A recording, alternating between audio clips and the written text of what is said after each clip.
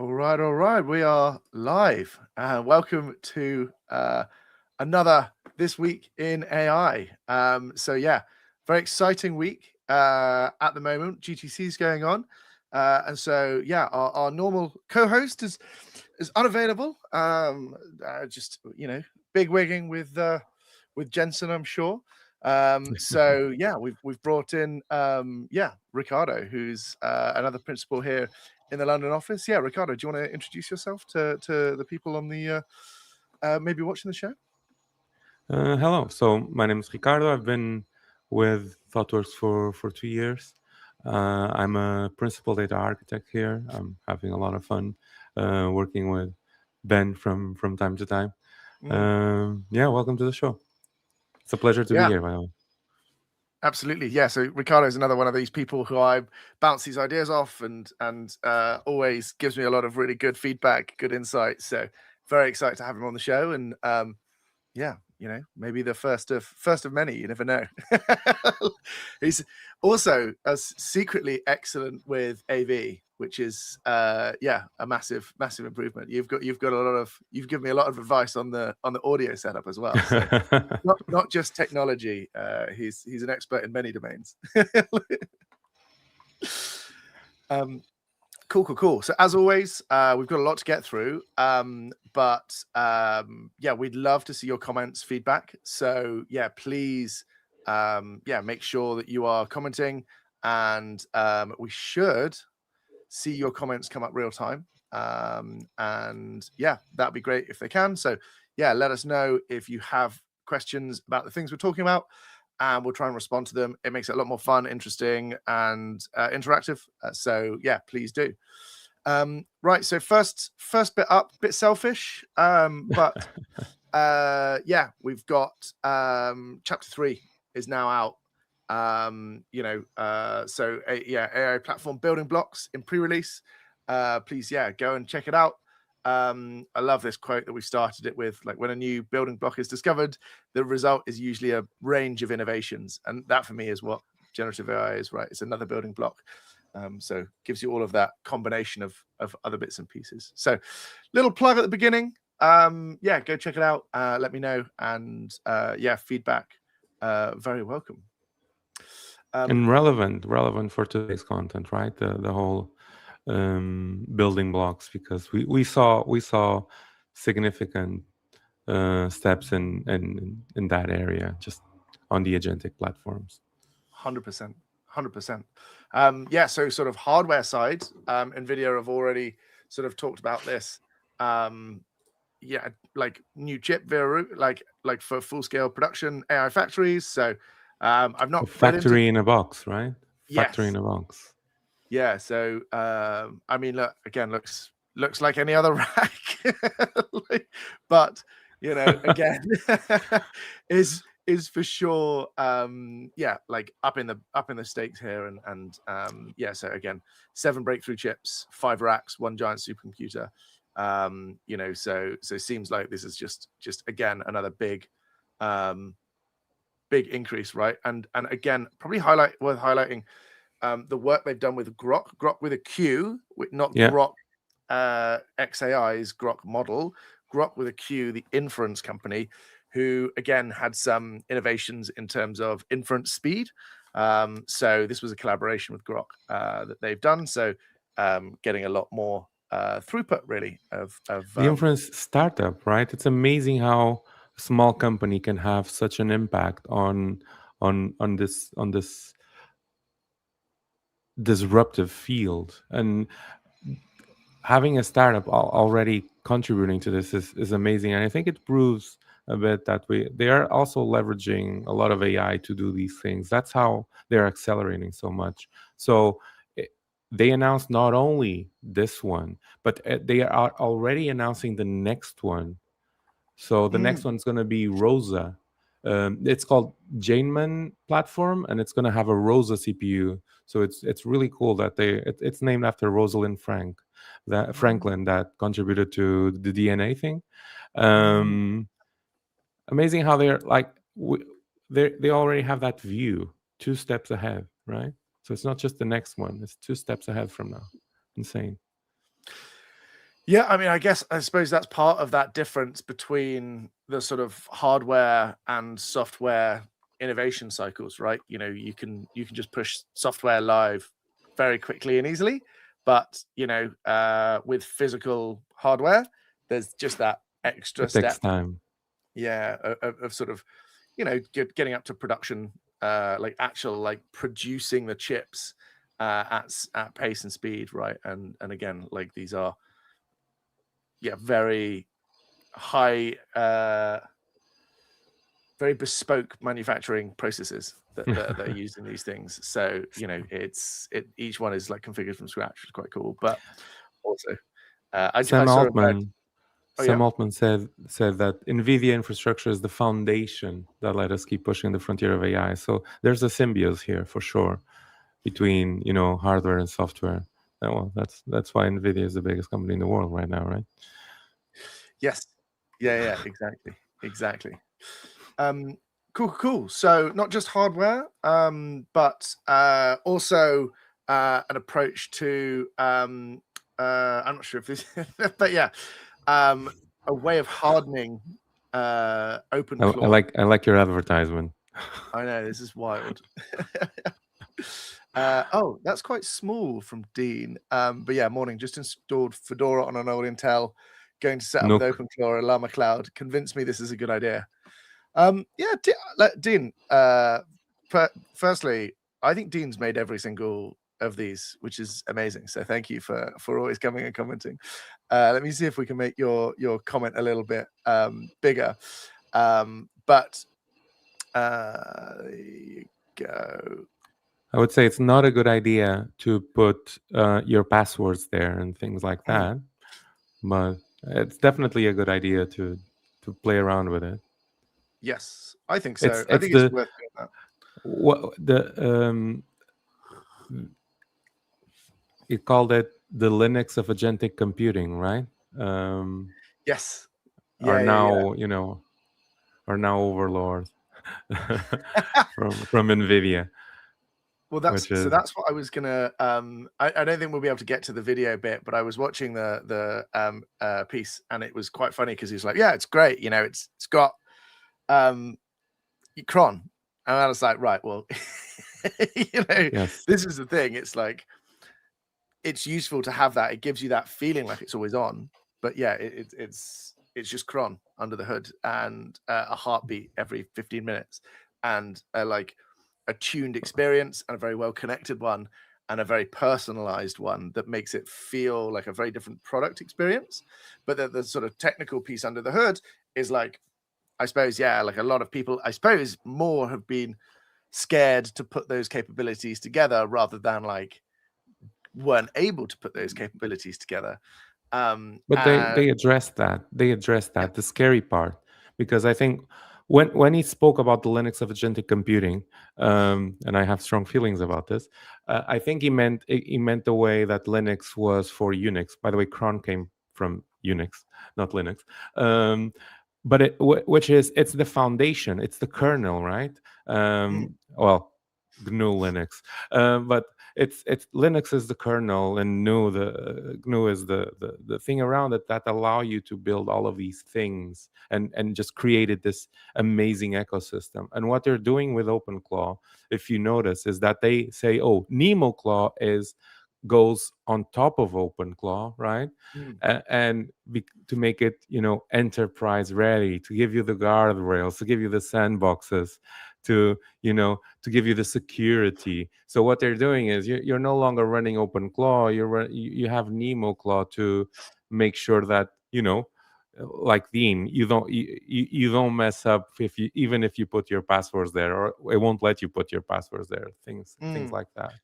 So I think the play from Nvidia is interesting here because it's basically taming the madness of OpenClaw in a way that companies are, maybe more okay to use it. Yeah. Though I also I would say like good tools are often sharp tools, and you can often cut yourself with sharp tools. So, like for it to be powerful and useful, for it to do great good, it can also have the potential to do great bad. So even with these things, it's like it's got the guardrails, there'll be one time when Yeah, you'll be like, yeah, well, I actually do want it to do this, and yeah. then you may have that piece of It's a security. It's there's a very sharp edge there, right? But you yeah. put security in place so that if you make a mistake, you don't get cut.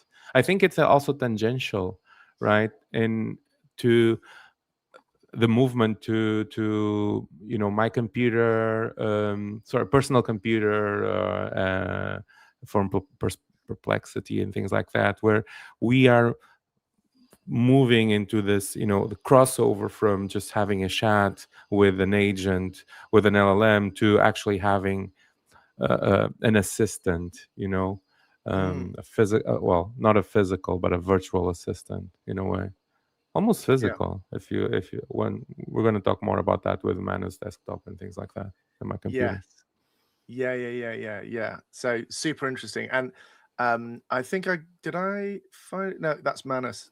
There was also something I shared from giving Carpathy the new like desktop. But yeah, so Oh NemoClaw, yeah.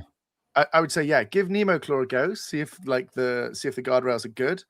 And then also you can actually get a I think 3 do a SIM only thing. So you could get a completely separate phone number, completely separate email address, and then tie them up like kind of for free, and then do that. Exactly that. Like step-by-step adaptation of skills, very limited scope. Yeah, I think that's a good way of doing it. Progressively like expand your what you're confident with, and over time, like if you feel like you went too far, then you can always cut back on those privileges as well. So it's just about being conscious of that stuff. So give it a crack. Nice. So along with that, at GTC, they were also announcing an extended collaboration with IBM.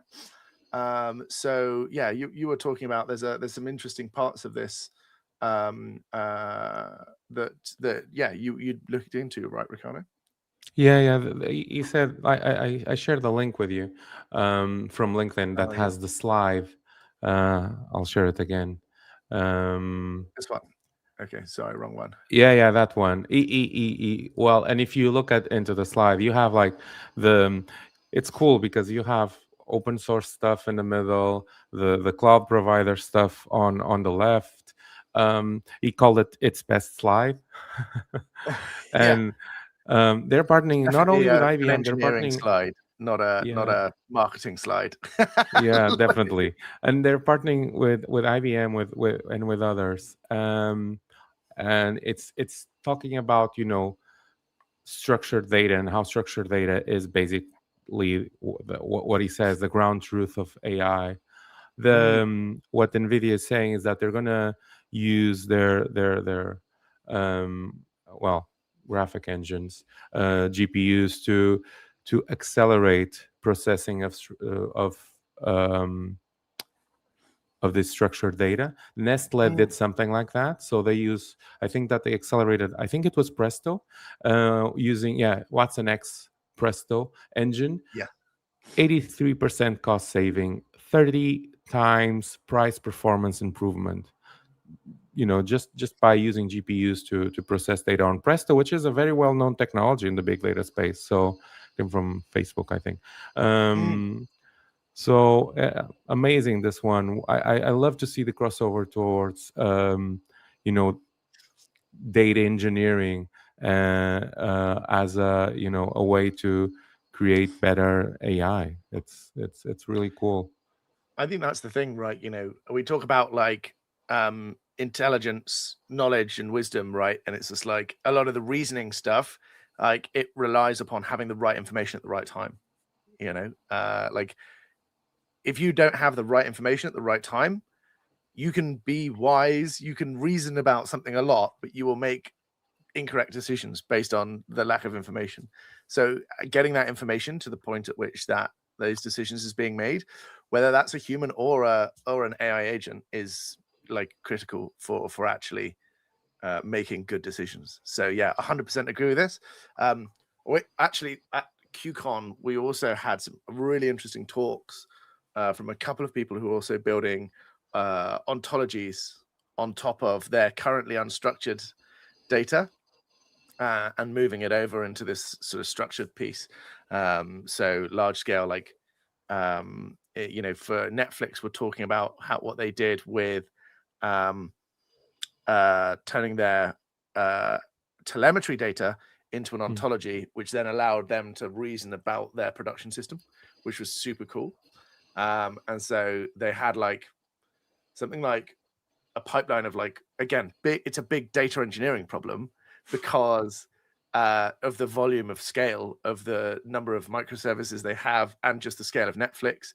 They had like something like, I think 65 million concurrent streams for the Jake Paul fight the other time. And, so getting all that telemetry data is like not just like a computing issue, it's a big data issue. And so then structuring that into an ontology allows them to reason about it at a level above the log level and, then work out where and sort of triage and try and find these bits and pieces. And so, yeah, that was super interesting. And then Neo4j did something around actually something very similar to the accelerator and the project that Ricardo and myself are working on, which is around like understanding unstructured data, modeling it into ontologies, and then building out and hydrating it into a knowledge graph so that you understand what's going on in different bits and pieces of content, which you primarily would have just had sort of like a kind of tag-based approach, or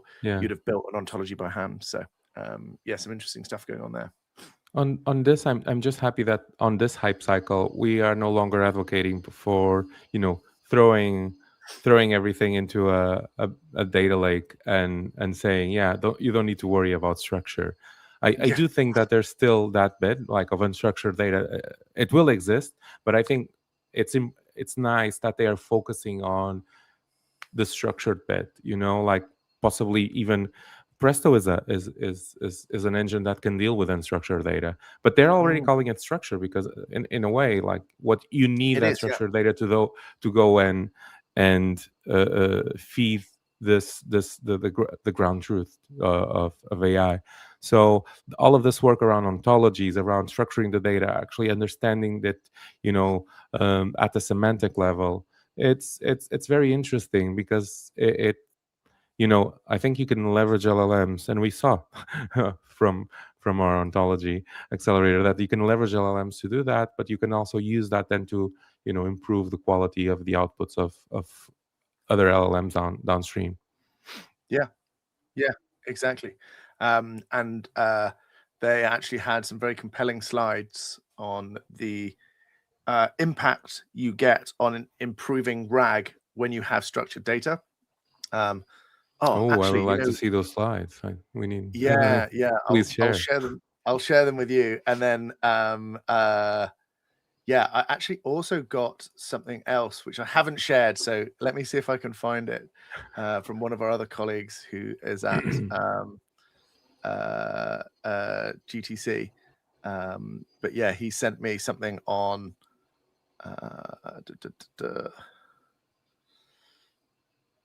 Right.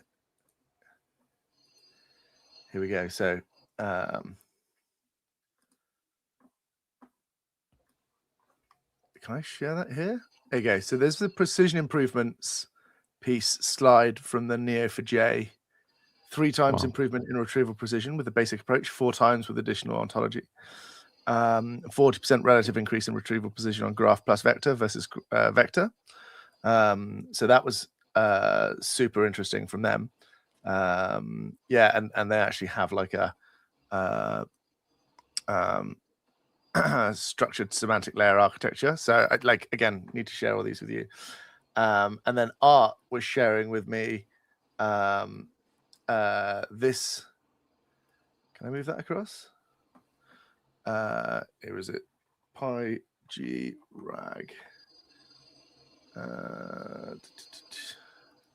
PyG-RAG. Yeah, so similar-ish idea, but using a GNN PyG to do this GraphRAG. So yeah, like quite interesting that they've also so he shared with me I don't know why I can't get the picture up here, but yeah, like super interesting to sort of see this stuff come back and be used and have provable improvement. And so they're using PyTorch geometric PyG. And I think to some degree that they've got some other inference going on, but like looks okay, cool. There you go. So so they are fine-tuning the model based on the graph that is built. So you get like the graph retrieval, but also the model tuned to the graph so that it also is more likely to query the graph correctly. I don't know how well that would work at scale across the org, but for a specific example that isn't going to change too much, that might be like a really interesting way of doing things. Or for a platform, a really useful way of providing tooling to do this and examples of how to do this. So yeah, like some super interesting stuff there, like not just like models, big partnerships, big things. It's also like practical stuff that we can take away and start looking at from a practitioner point of view, and start building on. But yeah, again, it just reemphasizes a lot of what we say, which is like agents, you can't just slap them on top of a crap architecture and think that it'll fix it, right? You know, you need to actually improve the underlying data or business APIs so that they are usable and fit for purpose. You know, like you can get some distance with just slapping an agent on it, but like and costs, right? And costs. You want to have you want to have the cleanest data possible to make sure that you're not paying for the processing of data that is not relevant for the task that you ask for the output that you need, right? Like you pay for data in, you pay for data out, so you want to make sure that you control as much as possible. Yes, exactly. Shall we move to the next one? Yeah. So Manus. Manus obviously made waves for being one of the first like thing that kind of showed us really what an agent could do, and like characterized by like long runs and lots of tool calls and rapid iteration. And now they're moving to the computer and have this sort of Manus desktop app. So yeah, looks pretty cool. Again, probably something that would be very difficult to put on a work computer. Without you can do both, right? You can do both. This brings Manus out of the cloud. But there are solutions where you don't actually need the computer. There's providers. I think Mind Studio is one of them that you can actually have your computer in the cloud. On that one, I kind of like the Perplexity computer approach, which is a bit simpler. But yeah, the Perplexity made it hard. So there's Perplexity Personal Computer and Perplexity Computer. Personal Computer is just like Manus Desktop, my computer.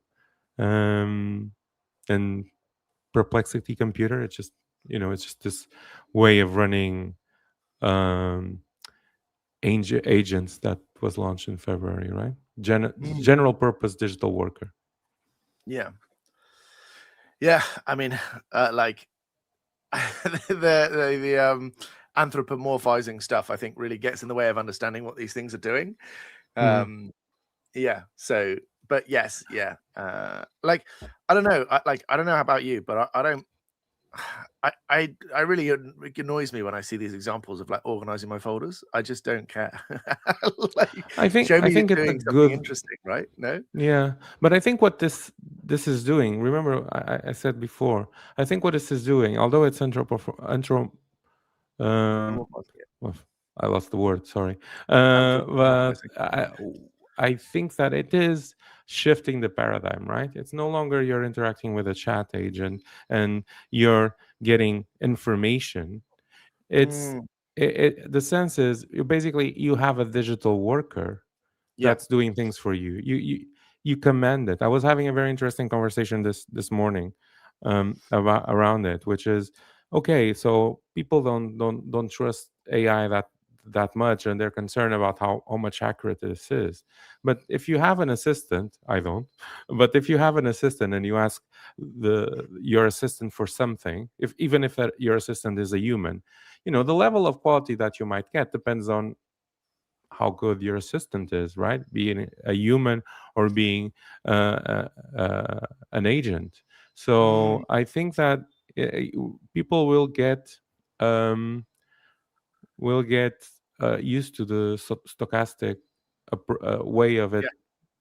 working, because like that's how humans also work, right? You cannot It, get it it tends perfect to fail in outputs. very human-like ways. Yeah, I agree. Um, But uh, I think this is just I actually don't like that they tie it to the concept of computer, the actual concept of computer. I think it's much more related to the original concept of computer, which was a person that would do computation, right? mm, And I think that is better. I wouldn't show organizing folders, because that's not what you ask your assistant, right? You ask your assistant to well, yeah, schedule exactly. meetings or manage your diary or um, I don't know, Well, like, that's yeah, it's a good point. Why would I, if I can just have a conversation, why would I want to see a file system? Do yeah, you know what I mean? Like, like get me that photo. I don't care that you've named it correctly or organized it diligently. mhm. I just want the photo that I've asked for, or the PDF I've asked for, or whatever, right? Like, so yeah, I get you. I kind of agree. I also, by the way, had no idea that they'd been acquired by Meta. Um, Oh, that's yeah, interesting. yeah. So that like that turned. I mean, obviously I know why. It was in the middle of a 4-week holiday, so I had no idea about this. But yeah, that's At pretty the cool same as well. time, Meta is not going. It's not very famous in terms of like their own agents. They're not going very well, right? They're talking about they're Well, so talking they, about about layoffs, and that might be related to the quality of their agentic solutions. Maybe acquiring Manus is a way to diversify and not be 100%. yeah, so they obviously had a big investment in Llama, but they haven't released a model in a while. They've delayed it apparently for, I think it was like safety, and like not hitting the quality that they wanted to.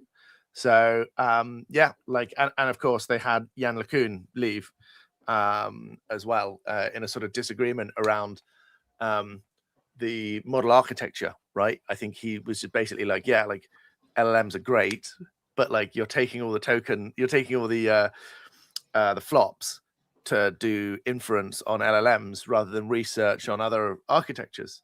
And There so was yeah, there that's there were news about that this week, right? Do you have it? Yeah, that one, right? yeah.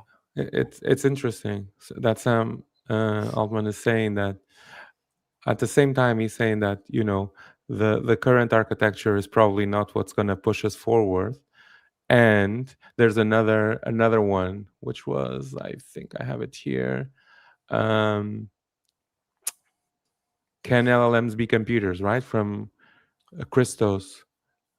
Yes, yes. So this is yeah. So this is the yeah. So it's basically right. So yes, like Zuckerberg's delay of Meta's latest model, Musk's recent admission XI was not built right. Has been no longer on board. So that's Kavara Lakun. Right. Everyone's talked about Transformers not being it, and then Perceptor, this company, have put it basically like WASM into the model like Into Transformers, right? yeah, into the transformer. Yeah, so it's still a vanilla transformer apparently, but it's also got this is super interesting. I've like only briefly scanned through this because it came out But are we basically quite saying a now while. that a transformer is like Turing complete and you can execute things inside of it? Is that what it means? Yeah, 100%. So this is the Wow. current paradigm, right? Of like, the model outputs this, and then the model, the agent framework will execute this and return it back, the output. So yeah, they've implemented WebAssembly interpreter inside the transformer weights, and like, low level instruction set. So they write this sort of stuff, it outputs this sort of tokens, then switches to the fast decoding and executes the program itself step by step within the transformer. So this means we're going to have models that can actually do math instead of like faking it. Yeah, and the other thing is, of course, is that because you aren't skipping things over into different processes to like spinning up your code execution, all that sort of stuff, it's way faster. So the in model like execution becomes this. And yeah, so this demo for Sudoku is long horizon computation. And yeah, like they got 100% accuracy on the benchmarks, which is wild. Well, it's a computer, right? Like the moment Yeah. it becomes a computer and not probabilistic, then you're expecting 100% accuracy, right? Because you're executing Well, but code. then you can still have algorithms that just are like so like yeah, it could be Turing complete, but it's not going to track Well, like but take SHA encryption quickly. yeah, but Do a you know what I mean? Sudoku solver, it's math. You expect it to be able to be 100% Yes, accurate, right? Because yes. you either solve Sudoku or you don't, right? It might be slower, right? But if it's but I don't I'm not even sure if solving Sudoku is NP complete or something. But if it might be slower, but you still get either you get it or you don't, because you can literally verify your solution because it's a computer. By the way, on verifying solutions, maybe we want to go through that one of Yes. formal methods. Yeah. So well, we're halfway through and halfway through, so we shouldn't jump ahead too much, because Don't there's still rush. some Okay, interesting okay. stuff here. There's still some interesting stuff here. So the other way that they sped this up was to not go through the normal token attention mechanism, and they simplify it, and that makes sense, right? Because for the execution of instructions, you don't need to know about all the previous instructions by design, whereas attention, of course, is producing tokens based on all the previous tokens in the token window. So they switch this to a much much finer grain, so 2D attention they call it. So yeah, and they give you the code in PyTorch, which is like So super you lose the interesting. concept of history, the Markovian thing, or what came before. Is that it? You don't need that to execute code. Yes, exactly, because you're just executing machine instructions and doing them one by one. So yeah, it's kind of like, yeah, you've got this much faster 2D attention, and you then end up so again, I've not read this in great detail. Check this out in more detail, but because it's super interesting and I'm still kind of absorbing what it means. But yeah, that TLDR is the transformer has become a computer, and that Dean brings an allows. excellent point about squeezing the most out of the current transformer technology, which we are, like when we're building computers on top of it. But if we shift away, from it, what happens? I think we might get into a situation where, if this becomes adopted in such a way that is widespread, when we shift away from it, there's still going to be, compatibility. They're going to have to be compatibility layers. If it becomes a platform for computing, the next big thing will definitely have to be backwards compatible in some way. Well, so this is the question, right? So at the moment, obviously, you have all of these tools that are implemented by the agent framework, which is software that we write around the LLM, right? Now, this is changing that paradigm, right? So I mostly consume AI via an API, right? So I don't actually have very much control about tools that I can't create a tool and put it behind the API. Right? So, and this shows that actually there's this massive advantage of having tools in the actual model.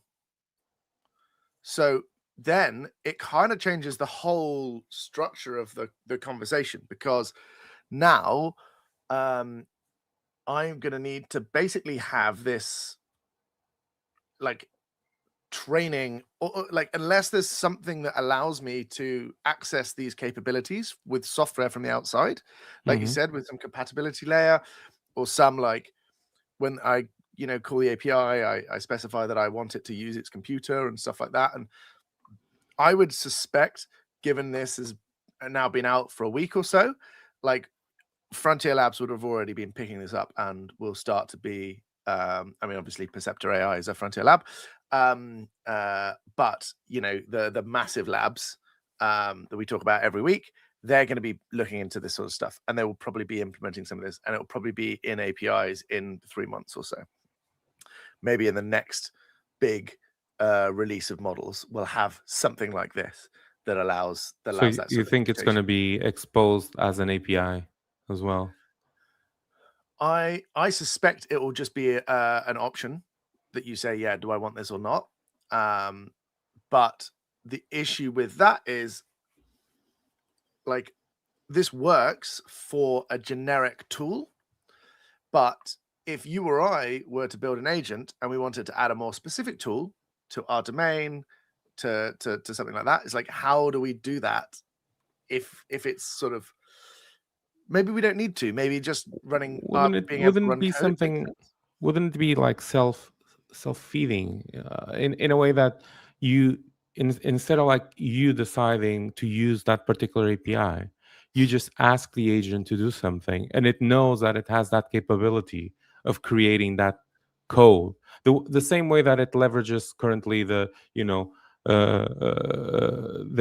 Linux or Bash environment. It probably knows that it can leverage itself and just execute that internally by programming itself, no? Instead of using an API, because that means that, like, I think that having an API where you execute code is giving you too much control about something like this. Why should it? Right? It's not what you want. You don't want it to use. You don't want to use it as a general compute. You want it to be able to compute things as you're going about doing some task. So they kind of Well, talk about it's like that. it's like when I ask it to do 3 + 5, like the example, right? I, wait, does Rich have two things and he's commented twice, or is that like Rich and Choc Shows Away have exactly the same thing? Yeah, feels like eBPF for LLMs. That's funny. Yeah, like, you kind of but so eBPF is like a sandboxed kernel, right? So I don't know if it's actually spinning up even a, it's certainly similar in, like, conceptually, but I think it's more just like kind of like WASM, and so it's just got low level primitives able to execute in there. So it is explicitly used. So you could probably exactly the same as this, but with eBPF rather than WASM. I like is my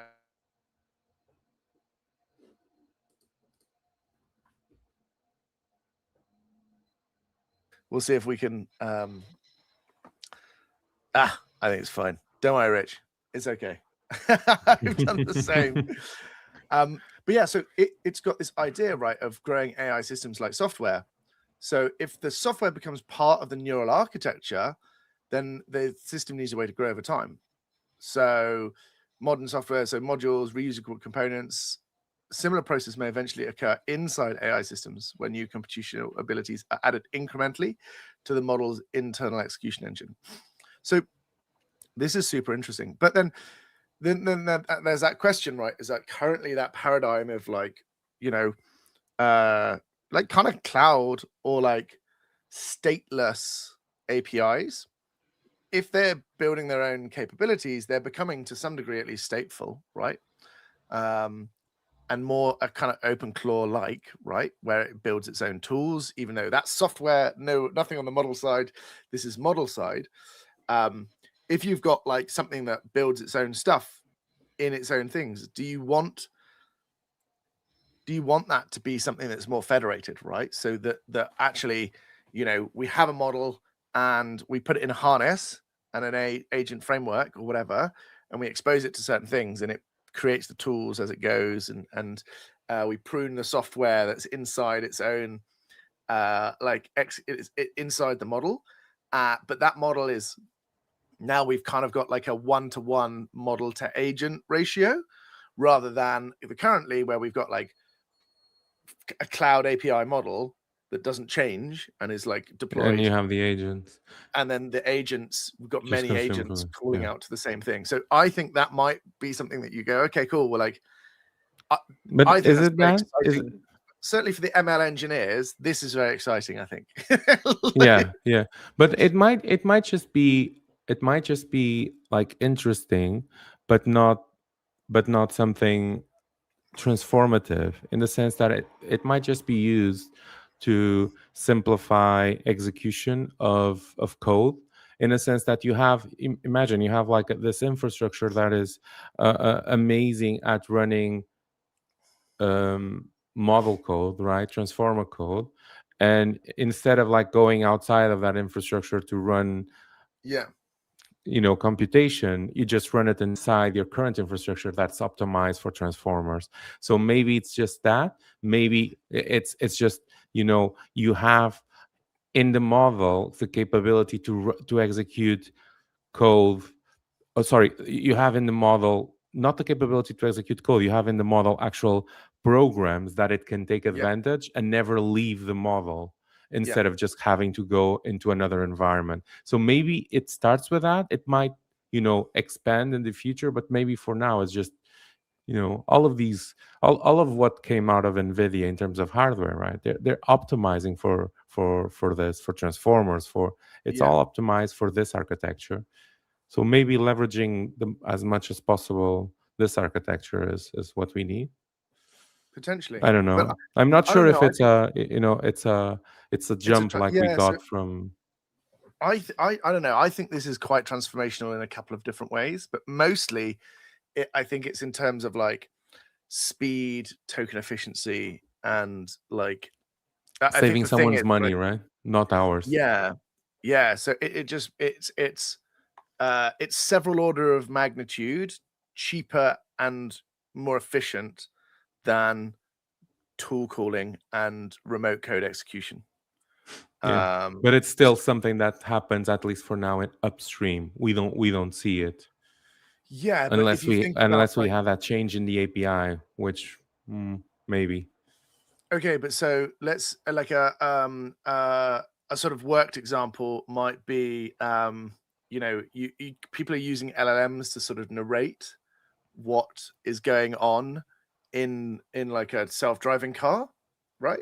It's not driving the car, but it's like reasoning about it and narrating it, right? It's like you could put some like ability to plan trajectories and execute that, and the speed of inference would make an entire like new way of looking at motion work now, where because you've combined the reasoning and the vision in a way that actually kind of works. So that's the only thing I think. I think there's going to be a bunch of stuff that now becomes possible because you can do this like very low latency computation. And yeah, Rich is saying, curious how an infinite loop would manifest. And it's basically just like if you give something the ability to create its own software that it can run, that's your infinite loop, right? Where you can literally just like you throw problems at it and it can bring, like, I don't know if it's a good infinite loop. Like it might take infinity to to get to the end of the loop, but like it has that self-improving piece there, right? And you can demonstrate this with, I mean, you don't need this complexity to have that like self-improvement stuff. I think one of the things I haven't been able to look into yet, but it's like also research by Andre Karpathy. So like again, like frontier AI research being done on an agentic loop with experiments, and yeah, like again, like a relatively simple program here, so you can kind of see like it's not a lot, like, which is why it's so great when Andre does this stuff, because it's like quick and easy to see what's going on. And yeah, so okay, cool, that's literally just the picture. But yeah, so what, this is 600 lines of like the torch training, and the data preparation, so one-time data preparation, 300 lines. So yeah, I think the whole bit of it is in here, where it's like, self-improving itself over time and running a bunch of experiments and then improving them each time. So like people have adapted this to a bunch of stuff, but yeah, like you can get these infinite loops quite quickly. We have a kata that's a self-improving agent that writes its own tools in the similar sort of way to OpenClaw.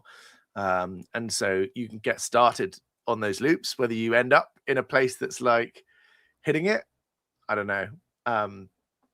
But yeah, so maybe now you're writing those loops inside the LLM. Andre was super excited. He replied to Christo's tweet. Oh, did he? Yeah. Wait, this is so awesome. Both the C compiler to LLM weights and the logarithmic complexity hard max attention, its potential generalizations inspiring. So it's always good when you tweet something and Andre, posts back. So good stuff there. Right, what's the challenge name? Christos. Don't know why I wrote Christine. Yeah, so here you go. Here's the tweet, and then yeah, I presume it's one of these. If you open the tweet, like I think Andre is one of the first ones. Yeah. Boom. Awesome. Cool. So then again, this is coding, right? So I suppose a little bit of a jump over to sort of, again, a consistent theme around like AI coding being one of that premier frontier use cases. So yeah, there's a paper here by Meta. Shout out to Alejandro who highlighted this. But yeah, basically the thing is that actually benchmarks and SWE bench pass rates overstate real world coding usefulness, which we kind of narrowly talked about. Yeah, by quite a lot. Like if the model's SWE bench score is 60, does that mean it resolves 60? No. Like half of them would not be merged. Exactly, yeah. Ouch. So and this and I was going to comment though, and maybe this is old stuff and LLMs have improved so much. Not really. This goes to late 2025, so the technology that they were using was pretty up to date. Frontier models. Yeah, 4.5. Again, that's like relevant, and this relationship holds true, right? So again, but this is one of the reasons why they might have moved off from that to SWE Bench Pro and stuff like that. But yeah, like there's all sorts of other reasons around like kind of tests passing, which is like where this like stuff goes, and like like there you go. So core functionality, code quality, breaks of the code, like all this sort of stuff that you can't really capture easily in the benchmark, that in the real world actually count quite a lot. So yeah, it's interesting to see. Okay, here you go. So automated grader, core functionality, breaks other code. So very little breaks other code, which is good. A lot on code quality. Do you think this is Goddard's law, though, that the we that the agents are somehow optimizing for the measure of passing the SWE Yes, yeah, 100%. bench? Yeah, Do you it's think it overfitting is? for sure. Yeah, the Oh, SWE that's really bench is, bad. yeah. Because then, like, they're doing these, they're coding not for the usefulness of the, of what was required from them, but actually to, you know fit the SWE bench pass rates as well. And I think, yeah, like Swebench are aware of this, and there's Swebench Pro now, which is more curated to fix some of those issues. But yeah, it's like highly oversaturated and appears in the training data. So now it's like, yeah, a lot of stuff. But yeah, so yeah, I don't know if we want to cover this one. I like too much, but yeah. So there was an update to this. So this was like a vibe coding iPhone apps, and then yeah, basically Apple has actually updated and said they don't have any rules specifically against vibe coding apps, but interpreted code may be downloaded to an application, but only so long as such code does not change the primary purpose. And so you can't that's their code of contact, and you cannot vibe code. That's what basically. I think all of those executives that say, "Oh, I can build the next," a startup doing an iPhone application without hiring software engineers. This is a bit of a wake up call for them that you still need people that know how to code. Yeah, 100%. This one and the previous one, right? Like this one and the previous one. Yeah, for sure. And so yeah, one of the interesting things that we took away, I had a debate with Ian Cooper, and actually I met Martin as well, and had a chat with him about this, and he pointed me to his blog, which I'd sort of been like circling around some of these ideas, but as always, Martin's miles ahead. And yeah, he's made a prediction that AI will make formal verification, formal methods go mainstream. And he's got some really good reasoning here around this stuff. Because firstly, actually you can write this stuff with AI. So yeah, here you go. Writing proof So it makes it scripts easier. Applications.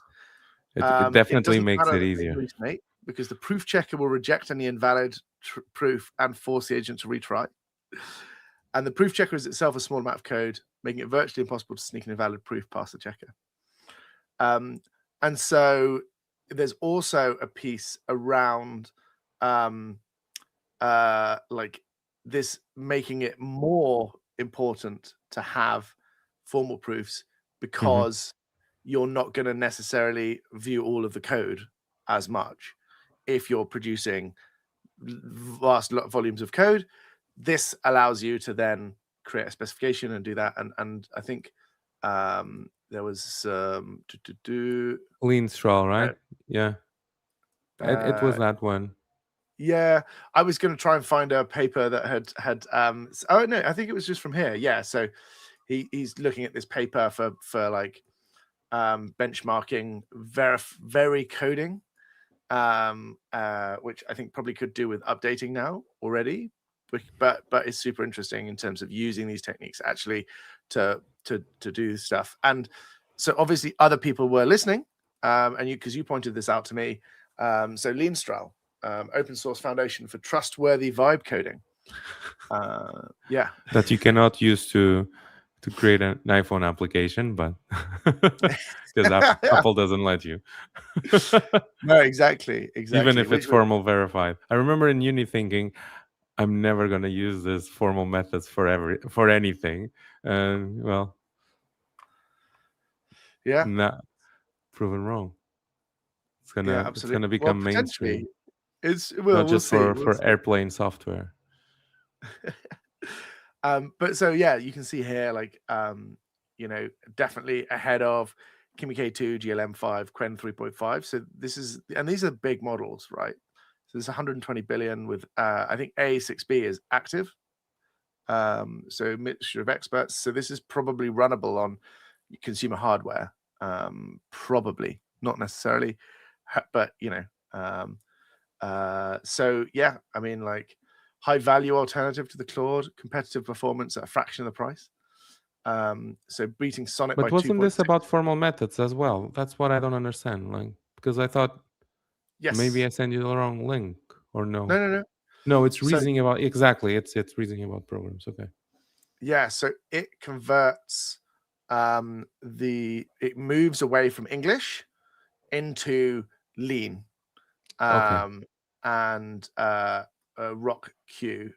I thought I don't know. I know lean. No, Yeah. this is yeah. So Lean is the formal verification like syntax they're using. Yeah. And as you can see, really legible, human readable, very easy for us to. You know exactly what this means, right, Ricardo? So you know. I learned it. I learned it. I think I failed the first time. I have to go through the course twice. Yes. Yeah. I mean, yeah. So I wouldn't want to write this from scratch myself, if I'm perfectly honest. But yeah, But it that's what it it gives you, right? Like this amazing era where we can use these tools to we can leverage these tools to do so much advanced you know computation and mathematics in this case. So formal methods are away from of mathematics. So oh, nice. Oh, and yeah. So zero setup in Mistral Vibe. Okay, interesting. nice. Yeah, and you can download the model and run it on your own metal. So this is very cool because it's kind of like this this model here to some degree. Again, it's not fully Turing complete in that same way, but it's like fully open source, and you can download this and run it on whatever hardware you've got. So very cool. I'm gonna give that a try. Yeah, hopefully later today. Right, we've got 3 minutes. I'm going to rush through some of our other bits and pieces that we found. So, report on copyright and artificial intelligence. That's an This is important one. 125 pages, but most of it is no change, holding pattern, which is fair enough. Like this stuff's changing all the time. A lot of the things like exception with odd out, an exception with an opt out was rejected by both copyright owners and also AI researchers.